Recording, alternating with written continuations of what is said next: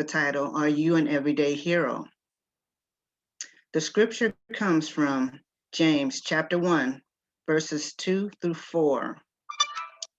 Count it all joy, my brothers, when you meet trials of various kinds, for you know that the testing of your faith produces steadfastness, and let steadfastness have its full effect, that you may be perfect and complete.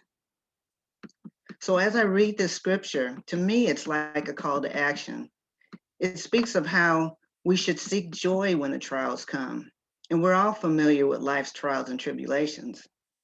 This testing or call to action helps us grow in our faith in God.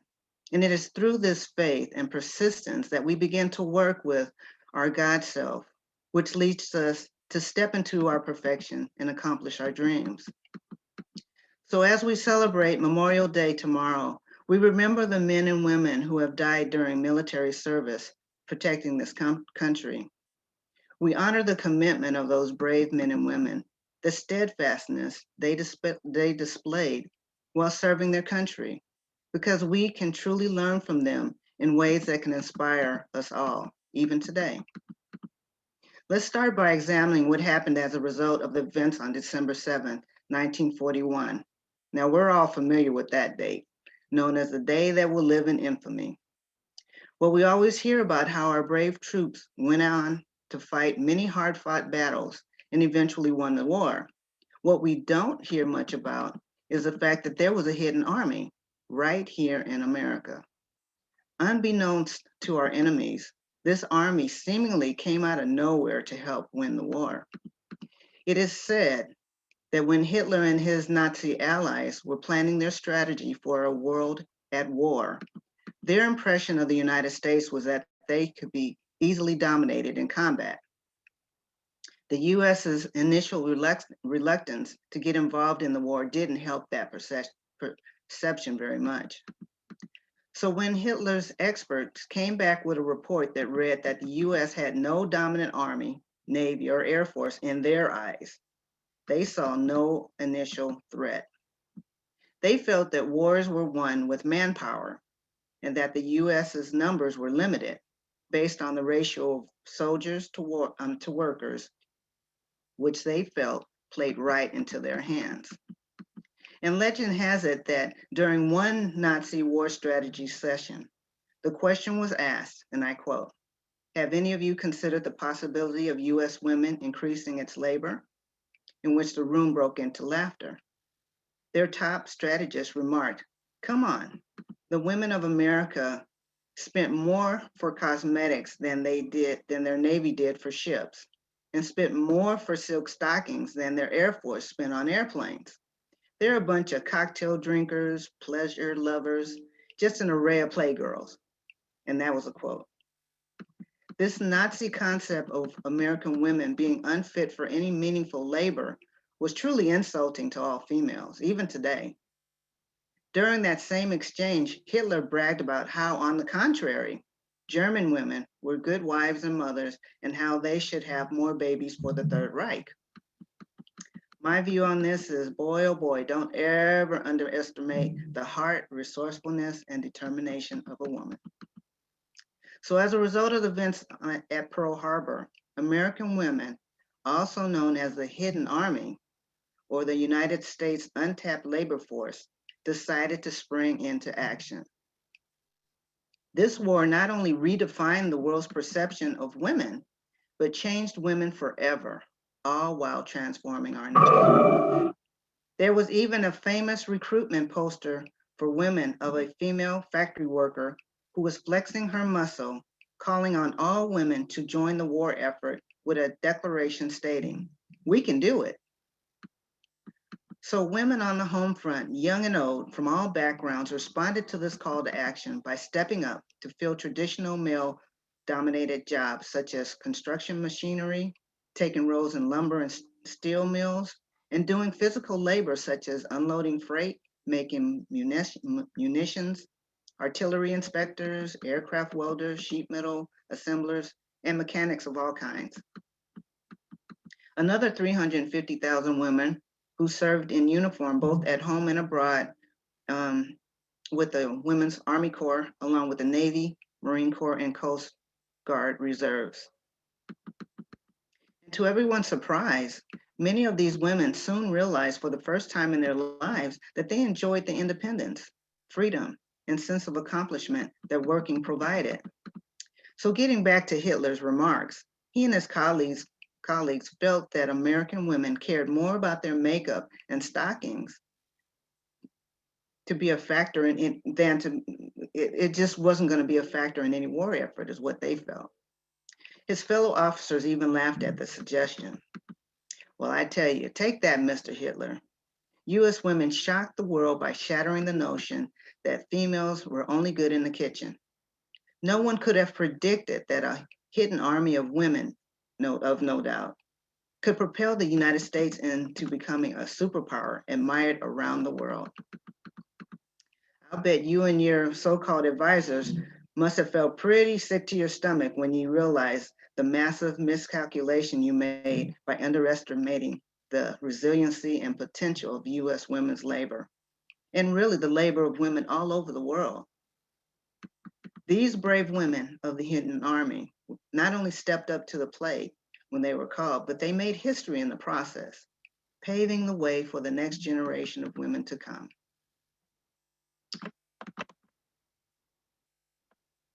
Actually, General Eisenhower also stated that he could not have won the war without the aid of women. You see, before the war, most of these women were leading normal lives as housewives and stay-at-home moms. Some worked traditional jobs, but most were just housewives until they answered the call. Through hard work, steadfastness, and belief in self, these overachievers were successful and became everyday heroes. Now, normally when you think of a hero, we think of the countless number of war heroes who served our country in extraordinary ways. And not to take away from them, today I would like to also speak about the everyday hero that lives within us. An everyday hero is a person that walks past you on the street or glances over at you in the store and just brightens your day by giving you a smile or a hi, just because. An everyday hero are those frontline first responders who have worked tirelessly throughout this pandemic against all odds. An everyday hero is the parent, grandparent, relatives, and friends who sacrifice daily for their families. There is nothing like those praying mothers or grandmothers who lift up their families in prayer, along with our devoted fathers who work together to keep the families together. I'm sure most of us can relate to this. An everyday hero is a story of a young man who risked his life to save a 77-year-old woman by pulling her from a car which had plunged headfast into a creek. An everyday hero is a story of two owners of a coffee company whose way of giving back is to give cars away to single mothers in need across the country. Or what about the group of everyday heroes that rushed out a restaurant to help lift a vehicle and save the life of a 6-year-old boy who was struck and pinned under a car? Or the disabled veteran who, after the Iraq War, founded Purple Heart Homes, which helps build or modify homes for dozens of disabled US veterans in need? Or what about the lady with the green thumb who discovered that the 72,000 people of Charlotte, North Carolina lacked access to fresh produce? No problem, she said. Her solution was to rip up her own backyard and transform it into a community garden, which has produced more than 26,000 pounds of fruits and vegetables to help fill the people of that area. So what we've learned, and the real beauty of all this, is that the everyday hero is simply just you and me. An everyday hero is within each and every one of us. We express this through ordinary and simple acts of kindness, courage, and love for one another. By loving our neighbors as ourselves, we are fulfilling what Jesus taught us about one of the greatest commandments. You see, today we honor our fallen heroes, but I feel that today let us also honor the hero within ourselves, because this world needs more heroes. We need more people who answer the call to action through acts of kindness, love, and bravery. It should be our mission in life to bring out the hero inside of each of us, to make this world a better place. This mission includes leaving our mark on this life that we are so blessed to live. Heroes are made without them even knowing it. No one sets out with the thought in their head, today is a day I will be a hero. Most people are just stepping up to the situation by following their internal instincts, our God-given instincts. As Oscar Wilde once said, and I quote, "Are you ready to stand up and be a hero?" So my question to you today is, are you ready to answer the call within you to be the hero you were born to be? Remember, we were all made in God's image, which means that we are all pure, unlimited potential. Unfortunately, we live our lives not knowing how to tap into that potential because some of us lack a meaningful relationship with God and we don't know who we truly are. We don't know or accept the powerful beings we really are. And as a result, we seek success outside of ourselves. I know some of you are probably thinking to yourself, I'm no hero. I don't have what it takes. I'm not smart enough. I'm not brave enough. And the list goes on and on and on. The only thing this negative self-talk does, all it does is keep you stuck. It frustrates you. You feel unfulfilled and most of all, unhappy. So have you heard the phrase, God don't make no junk? Well, he didn't. And enough already with the self-criticism. Let us all get into the habit of speaking blessings, love, and light over ourselves and our families. Joe Wheeler has a wonderful quote taken from the book Everyday Heroes, which states, I had always assumed that heroism was reserved for the very few, but I no longer believe that to be true. I have come to believe that heroism is clearly attainable to each of us, that all we have to do to become heroes with God's help is to grow into the ideal each of us harbors in our hearts, end quote.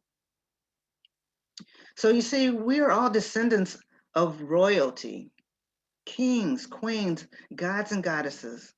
So you need to realize that there's no difference between us, everyday folks, and heroes, except that they chose to step up to the plate, to answer the call, unafraid. When we start taking the time to invite and listen to God speak within us, in our minds, in our hearts, that's the time when we can move mountains. But sometimes we don't step up to the challenges of everyday life. We run away from our challenges rather than facing them head on, giving into anxiety, fear, or frustration instead. How many times have we given up or talked ourselves out of what might have been a wonderful or successful idea before it was even achieved? Og Mandino, who wrote the book, The Greatest Salesman in the World, illustrates this point by saying, I will see every challenge as an opportunity, riding out the storm, developing the skills to win. I am encouraged to try and try again, even if I am tired, lost, and feeling like giving up. Never allowing the day to end in failure. When others rest, I shall continue forward, never allowing success to blur my vision and fall into complacency. I will meet each day with the same enthusiasm and persistence to make the day the best day of my life, end quote. All successful people have the same things in common that help them achieve success. Success starts by looking within oneself, not looking outside of self. I'd like to help you achieve this with these 5 pointers. Number one, all heroes had what I call a fire in their gut, or in other words, they had a strong why. It's that burning desire to succeed, which can carry us through any obstacles that may come our way.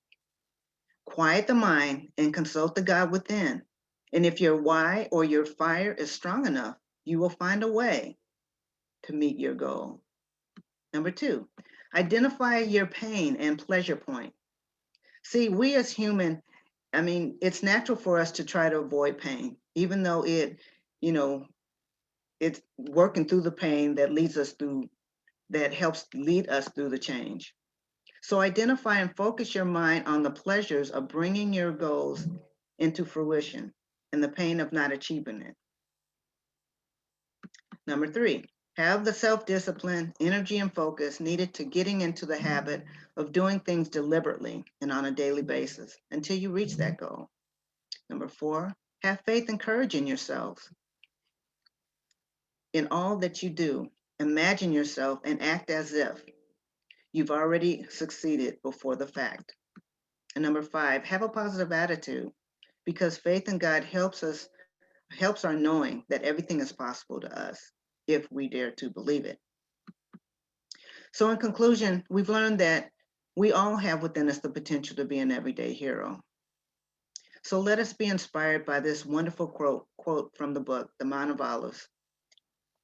And the author is Michael V. Ivanov. He states, if you have a burning desire for a thing, you will put yourself on an equal plane of any man, no matter what you lack. The universe will find a way to bring it to you. You must only want it enough. This is a prerequisite of experiencing an extraordinary life. And so it is. Namaste.